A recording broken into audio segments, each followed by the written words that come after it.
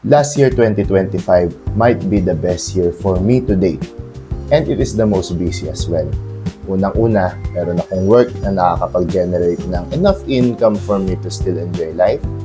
Nakapag-DIY travel ako to Taiwan with my girlfriend and our friends. And first time kong mag-travel abroad na hindi kasama yung aking family. And I link it on the description below, yung travel vlog ko para sa Taiwan na yon. And nakapag-travel din nga pala ako sa USA with my family, which is a once-in-a-lifetime opportunity para sa maraming Pilipino. And as I said, I was so busy na sobrang konti lang pala yung naging upload ko sa channel na to last year. Pero kahit ganun, kalahati pala nung nakapag-generate ng thousands of views. So, I'm still very grateful. But the biggest win that I have achieved last year is when I went from this to this in 6 months, and I lost exactly 13.9 kilos or 30.6 pounds. So ang weight loss ay talagang mahirap para sa akin kasi tinry ko na siya over the years, and sa mga years na yon I always fell through, hindi ko siya nasusustain. And dahil doon ay imbis na pababa ang aking weight, ay mas lalo ako nag-gain ng weight. Until after namin makauwi galing USA, which is kumain kami ng napakalalaking portions doon, I was at 106.5 kilos and sobrang bigat ng pakiramdam ko para sa sarili ko noon. So that's the time na sabi ko sa sarili ko, ay hindi. Kailangan ko nang maging serious sa weight loss ko. Pero ano nga ba yung pinagkaiba dun sa time na I always fail and sa time ngayon na I have succeeded on my weight loss journey? And that is the approach. And sa mga nanonood ngayon na gusto rin mag-start ng kanilang fitness journey, let me share mine. So to start my fitness journey, ang una kong ginawa is to ask myself why. Why do I want to start this journey? Why do I want to succeed in this journey? And this will jumpstart your journey kasi I'll tell you, every time na gusto mo nang sumuko sa journey na to, babalikan mo lagi yung tanong kung bakit mo sinimulan ito in the first place. Personally, I have a couple of reasons, and syempre, ang unang-una doon ay yung health reason kasi yung family ko ay may lahi kami ng high blood and diabetes. And nung chinek ko yung BMI ko, I was at obese level 2. So, mas malaki yung chance na makuha ko kagad yung mga sakit na yun sooner than later. Second is syempre, my weight affects me physically. So, yung mobility ko dahil sa dad bod ko, malaki kasi yung tiyan ko, ay nabawasan. Kahit nga magtali ako ng sintas ng sapatos ko, sobrang hirap na hirap ako. And syempre, dahil sa nature of work ko na very physical kung minsan, ay mas nahihirapan ako and mas madaling mapagod compared sa mga ibang workmates ko na mas lean and fit. And syempre, pangatlo, which is actually bonus na lang naman, I really want to look good, feel good about myself. Kasi let's be real, yung mga kadalasan overweight or underweight, yung mga shape ng bodies natin, tayo yung kadalasan ng conscious sa katawan. So, I want to really gain that confidence back. So, those are my two reasons. Health and mobility. Lagi kong binabalikan yung dalawang yan so that I can persevere in my journey. Kasi sabi nga ni Doc Jose Rizal, ang hindi marunong lumingon sa pinanggalingan, hindi makakarating sa kanyang pinaroroonan. Speaking of paroroonan, that is actually the second step. You need to have a goal. And the simpler the goal, syempre the better. Whether it's weight loss or fat loss or muscle gain, kailangan meron kang end game sa journey mo. Dito mo rin makikita yung progress mo kung gaano ka nakalayo sa starting point mo and kung gaano ka nakalapit sa end point mo. Kasi syempre, mahirap mag-start ng journey kung wala kang destination. Kasi parang rides lang yan. Parang nakasakay sa sasakyan, wala kang destination, you ride endlessly, and all of a sudden, wala ka na palang gas. Personally, my goal is to reach 80 kilos. So it's a 26.5 kilogram weight loss. So I really don't mind the muscles at first or kung makapag-target ako ng fat specifically. Pero to make it simple, gusto ko lang talaga magbawas ng timbang and ma-reach yung 80 kilos. Now that I have my reason why, and my goal, time for the next step, the execution. And para sa weight loss ko, ang una kong sinimulan ay yung aking nutrition or diet. Dito ako actually nag-struggle in the past kasi for me, madali talagang mag-create ng discipline para mag-exercise and make it a habit. Pero kung sira yung diet ko, then I am just wasting both time and effort. I changed my diet into the most basic and simplest way of weight loss, which is to put myself in a calorie deficit. And para sa mga hindi nakakaalam, yung katawan natin actually ay merong specific na calorie intake lamang sa isang araw. And the most basic of it is that if you eat on that specific calorie intake, magme-maintain ka ng weight. Pag sumobra ka, mas madami kang kinain sa isang araw, mag-gain ka ng weight. Pero kapag binawasan mo yung pagkain mo, you lose your weight. You can check your daily calorie intake online or pwede ka rin gumamit ng isang calorie counting app, which that's what I did.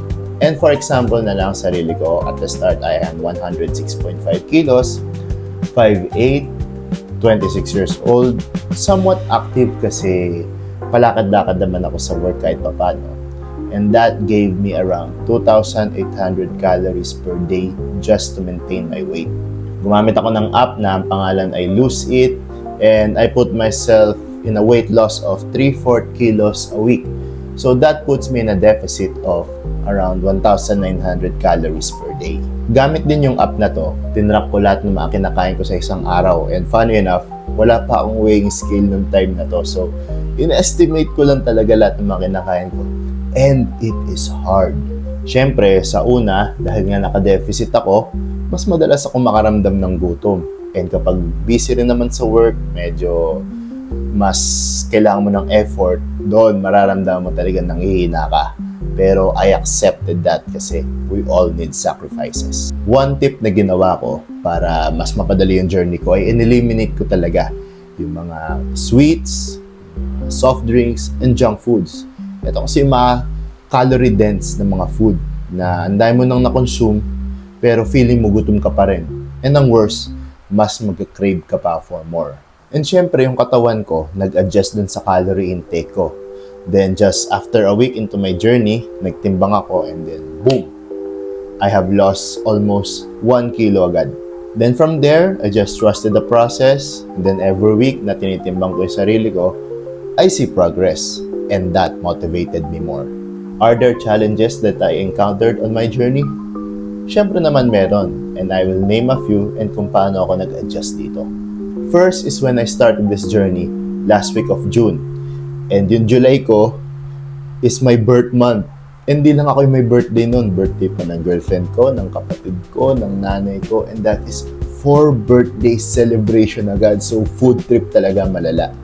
Next is marami laging pagkain sa bahay namin. And masasarap pa. Kaya kung minsan mapapakain ka pa talaga 5 times a day. Sa dalawang challenges na to, nakapag-adapt ako na mentality na not every day is a celebration.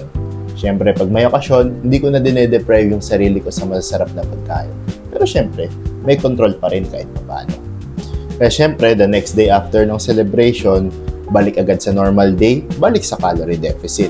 And that helped me build my discipline na sa food intake ko. Kasi hindi ko kine-crave yung mga pagkain na gusto kong kainin kasi nakakain ko naman siya paminsan-minsan nga lang. Another thing is buti na lang I work far away from home. Meron akong sariling place so I can decide what to eat myself. Kaya dun sa 5 days na yun, dun talaga ako naka-calorie deficit. Naka-adjust na rin actually yung app ko na Lose It na sa 5 days na yun, naka 1,800 calories ako. And kapag naman sa 2 day off ko, naka 2,100 calories ako para kahit papano nagbabalance out. Kasi yung 2 days na yon, kain with the fam and kain with my girlfriend. And syempre, nanonood din ako ng mga fitness influencers and lagi nilang sinasabi na diet should be simple. And nagets ko yun nung na-realize ko na yung mga Filipino foods kung minsan nagiging complicated and napakahirap i-track. And buti na lang dun sa Lose It na app, merong mga options ng mga Filipino foods. Kailangan mo na lang alamin yung portions ng kinakain mo. And speaking of portions nga pala, no, dahil nag-estimate na ako ng mga portions ko, ng intake ko, May time na akala ko nag-hit na ako ng plateau, meaning nag-slow down yung weight loss ko. Then parang 3 weeks din nata akong nag-maintain ng weight ko. And that is when I decided to get a weighing scale, coffee scale, para makita talaga kung ano yung exact portions ko and mas maging accurate yung paglista ko ng calorie intake ko. I'll be showing an example kung ano yung kinain ko sa isang araw, which is breakfast, lunch, dinner, and kung ilan yung total calories ng intake ko na yon. And after actually buying that weighing scale, yun, nag-start na ulit akong mag-weight loss ulit. After working on my nutrition, syempre nag-start na rin ako mag-exercise. Pero not on a serious level. Like I walk or jog literally once a month lang. Kasi I used to think na my work schedule is always on the way. Kasi I work on a shifting schedule, minsan double shifts pa. And yung part ng Parañaque kung saan ako nag-work is not the best place for that kind of activities. Pero sabi nga, if there's a will, there's a way. Kaya humanap talaga ako ng workaround. Kaya sakto, nung November, I was on a night shift schedule. Every afternoon ako nag-jog. And buti lang, across lang ng work ko, katapat namin yung Manila Memorial Park. Sinerge ko talaga kung pwede mag-jogging doon. And marami pala talagang nag-jogging and walking doon. So from once a month, naging twice a month, naging weekly, and actually naging twice a week pa. Kasi even on my day offs, ay nagja-jog na rin ako. Nag-improve din syempre yung pace ko from a 9 minute per kilometer for a 3 kilometer session, hanggang 8:30 for a 5 to 8 kilometer session. Kasi pag nagja-jog ako, I jog for an hour. Hindi ko sinusunod yung mga 5K or 10K distance. Mas nakatingin ako sa oras kaysa dun sa distance na tinatakbo ko. Konting practice pa and na-reach ko yung aking unang 10K. And before ending the year, mas napabilis ko yung pace ko to a sub 8. Did it help with my journey?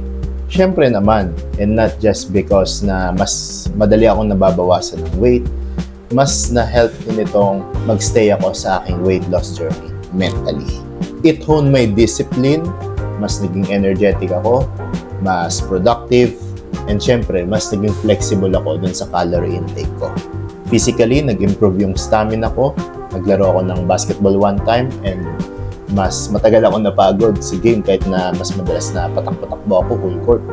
And syempre, naging part na rin siya ng lifestyle ko na kapag di ako nakakatakbo, kahit once a week man lang, parang feeling ko kulang na kulang yung linggo ko.